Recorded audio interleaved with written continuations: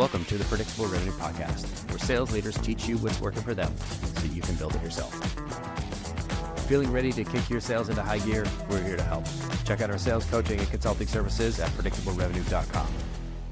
Welcome back to the Predictable Revenue Podcast. I'm your host, Colin Stewart. Today, I'm joined by Courtney Krstich. She's the founder at EarthaPro, and we are going to talk founder story. Courtney, welcome to the show. Yeah, I'm happy to be here. It's like, thanks for asking me to be here. I am excited to talk about EarthaPro and I guess discuss my journey. Love it. And this is part of the series we've been doing lately on founder journeys and just figuring out, I really enjoy talking to founders. I really enjoy hearing about where those first customers came from. And I want to get all perspectives. We've had some really cool names on and some really interesting stories. And I like getting like a broad perspective of where everybody's at, what those early moments are like. And so I'm really excited to have you on, get a chance to talk to you about where EarthaPro came from. And I'd like to start there. Like, I know you have a little experience in the industry. So talk to me about that and what insight brought you to, hey, I'm going to quit my job where I make good money and I'm going to start a software company where I'm probably going to make no money for a while. Walk me through this crazy decision. Yeah. Obviously taking the jump it's a risk, but you're like betting on yourself in a way. Like you're betting that your skills and your talents can take you somewhere, especially being an entrepreneur and a startup founder. So I started off my career at PepsiCo. I was driving routes and then I became a manager of the people who drove routes. And so basically the entire job was just like execute this in this account, make sure you do the weekly changeover, make sure you tell your reps what to do every week, just like do work with one-on-ones and everything. And it's very much like 100% execution based. Someone's telling you what to do. And so I thought I want to be able to make my own place. And so I found a company that was very similar in a way, like the work was similar. Like I got to travel all over the Mid-Atlantic, all over the US really, and go to like a different big box retailers like Home Depot and Lowe's. I got to go to independent garden centers and like lawn care centers. I got to go to co-ops. And so it was really awesome doing that. And I got to create my own place that would either affect a single store somewhere or like 100 stores. And so I really enjoyed having that spirit to create and try new things, create new programs. And that's when I thought, I want to create a startup. And a common problem I would see would be like, I would go to a like lawn care center and they would have a landscaping division or a lawn care division. And they would be doing like $1 million business in that way, but they just didn't know exactly because they were like, everything's in my brain, it's in my noggin. I was like, well, okay, how do you know how much you're making then? Yeah. And they're like, I'm using Apple Notes. I use like I use Excel or something. And so I was like, why don't you just use a software? They just said it's too inaccessible. It's too expensive. It just feels like too much. And so I thought, I talked to my boyfriend at the time, now husband, and he's a software developer. And we were like, let's make something. So we named it after our cat, Eartha. And that's like how the idea of EarthaPro was born. So you were in the field, you were basically selling to your audience already. And you saw all these folks with pieces of paper, notepads, or Apple Notes, and just no systems, no process whatsoever. Yeah, it's pretty much. And so the worst thing you want to do is build a product and not know if there's an audience. And so coming from the industry, it's so important being like, oh, I found the problem. Can I help these people who would pay to have the solution? And so I resonate because I also came from sales. I also had an insight. I did a very poor job of applying my insight. So I'm not going to project that onto you, but I'm curious, how did you go from, okay, we've got this idea, let's name our startup after our cat. Yeah. How do we validate it and decide, hey, make the call of, is this a terrible idea or is this a great idea? Yeah. So we went like a very traditional route with this. We were looking at accelerators and pre-accelerators specifically. There are these programs usually funded by whatever state you're in, or they're funded by, I guess, a state, or they're nonprofits or something. And they'll have these pre-accelerators. We went through one in Virginia, and basically it helps you go through a cohort. and it helps Mhm. validate your idea. So they force you to do interviews with your like ideal customer profile or who you think that would be. They force you to get your idea out of your head to just say what is the actual issue going on and is it profitable? Is it actually solvable? Mhm. Um, and would people want it? So I really enjoyed going through that program because before we found it, we were building in a vacuum. Like we were talking to like potential customers and especially with something that's like super software oriented like us, we didn't have much direction as to like how to even start a business. Like like what paperwork do you need? Like how do you ask questions in a way that isn't that people won't just be like, "Oh yeah, sounds good." Because that's like the worst feedback you can get. Mhm. Yeah, I had a bunch of people. I went and showed them, like, "Hey, look at these mock-ups," and they're like, "Looks cool. Really smart idea." And then I went and built it, and they were like, "I'd never pay for that." Yeah. Until someone like takes out their credit card, I don't even care if they take it out just to do a 7-day free trial. And then Mhm. they intend to cancel on the last day. If they don't take their credit card out, like their opinions are like, take it with a grain of salt. Totally. It's not customer development interviews until one of them becomes a customer. Otherwise, it's just, I don't know, Feedback. a university research project. Yeah. It's like good feedback though. Like not to say that that's not important because it is. Mhm. So, how many of these interviews did you do? It's at about 50. Hell yeah. Yeah.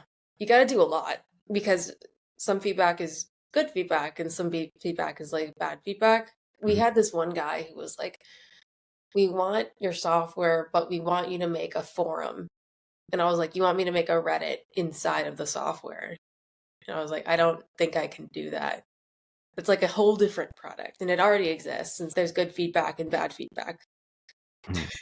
You gotta love those like crazy folks that are like, if you just did this and then like that, and then make it work for left-handed people only. And you're like, why? I was like, I might be able to do that, but I need to be a profitable business before I Mhm. could start adding those things, especially in the beginning. So, And with 50 interviews, that's quite a bit to sort through. So how did you keep track of what you were learning and what in the insights that you were seeing and sort through it all? yeah. So they had a platform that helps organize data for you, Mhm.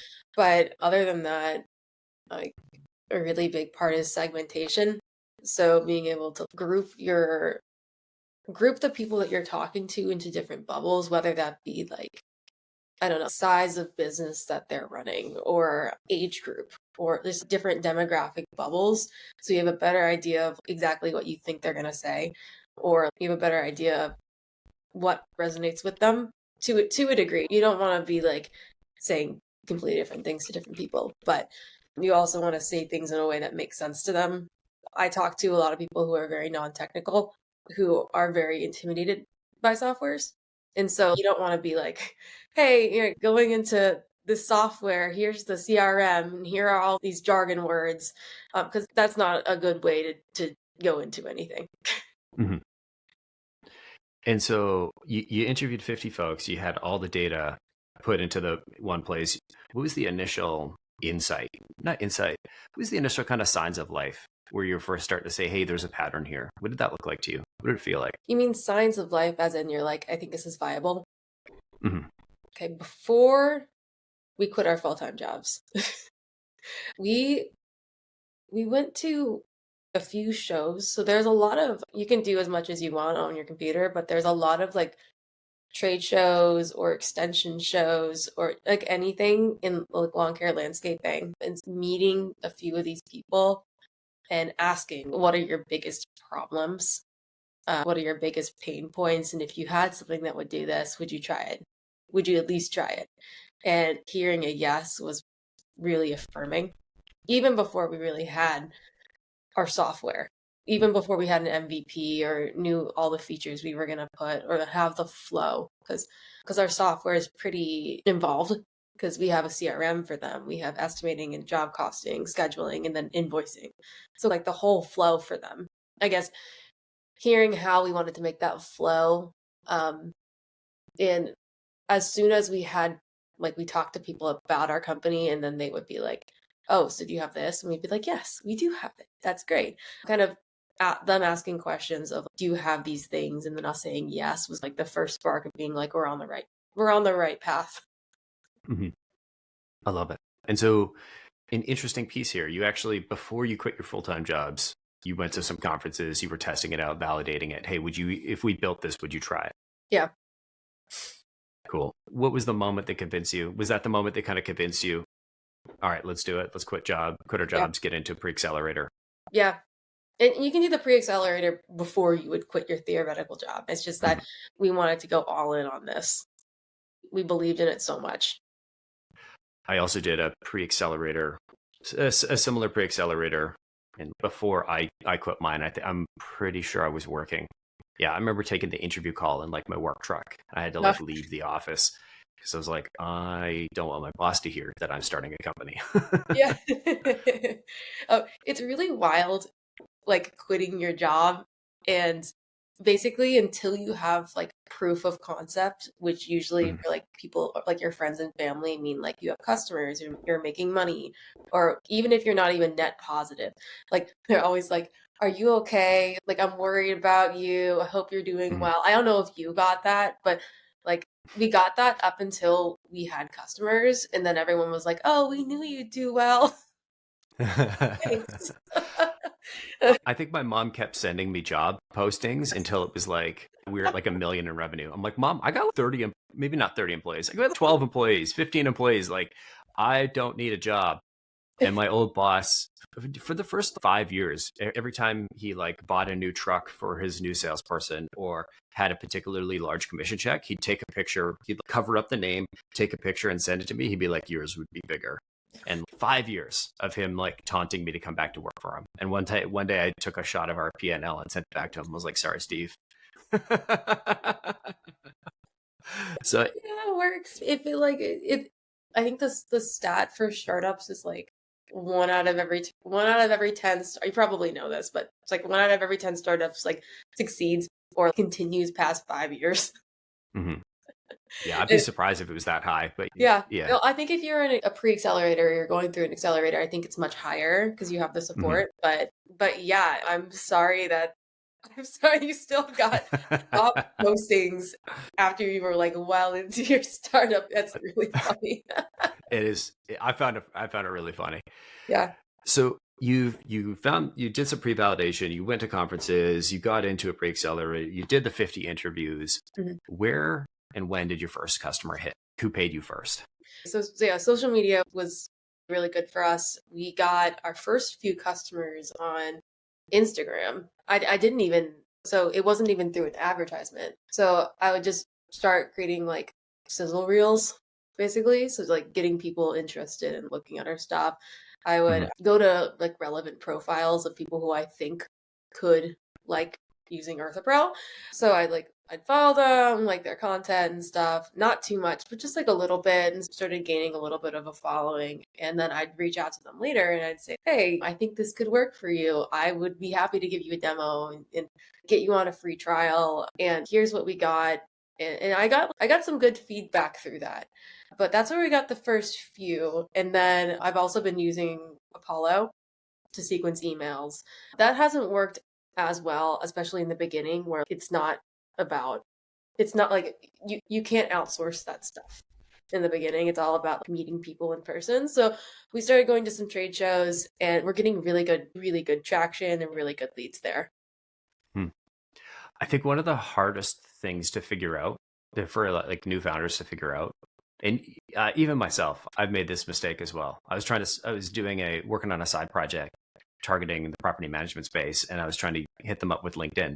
I'm like, they don't use LinkedIn at all. Yeah. Like, my wife is a property manager and she barely uses, I don't think she's updated it. She definitely doesn't post on it. And so I spent a month running campaigns. I'm like, oh, we're getting nothing. I'm like, but they don't use it. And one of the hardest Mhm. things to learn, because you got to do it manually, is like, where does your audience hang out? What channels do they use? Yeah. And conferences, it sounds like Instagram in your case. I don't imagine there's a huge like Twitter mafia of landscaping No. companies No. um, on there. I know a few folks that run landscaping companies or have run landscaping companies, and the count is not very high. These aren't very social media focused folks. No, they're not. LinkedIn is not a place to go. There No. are some companies on there, but it's usually a page and it's usually a larger company. So Mhm. not typically our audience. And so a lot of them have Facebook pages. If they like, sometimes they don't even have websites. They just have Facebook pages. And that's how they Yeah. inform like anyone who's ever used their service on like their hours and services and stuff. Right on. So first customer actually came from Instagram. You did the Yeah. kind of build a following, follow folks, engage with their content, and then after a couple weeks, reach out and say, "Hey, I think this might work for you." Is that kind Yeah. of the fair explanation of the loop? Yeah. And it's that, but like at first it was really good and then it Mhm. stopped being good. And then I was like, we just got to go to the shows because people will remember meeting you at a show and like how you Mhm. made them feel. They'll remember that our company's named after our cat. They'll remember that we're family owned. We're made in the US. We didn't outsource anything. Mhm. That's what makes people like interested and that's what makes people trust you rather than just saying, "Hi, I'm Courtney. Here's my like 100th cold outreach email. I hope you think that this is directly to you because it's coming from Apollo." Like that's not really a way to do it in the beginning. It's good to know how to, but at least that's how I feel. I agree to disagree. Apollo and Cold is really hard to get working. Yeah. I'm using it currently for a side project to book customer development interviews. I Mhm. think but it is one of those like tools where they're like, "Hey, it's 99 bucks a month." And I love Apollo. Don't Yeah, get me wrong. I do too, I do too.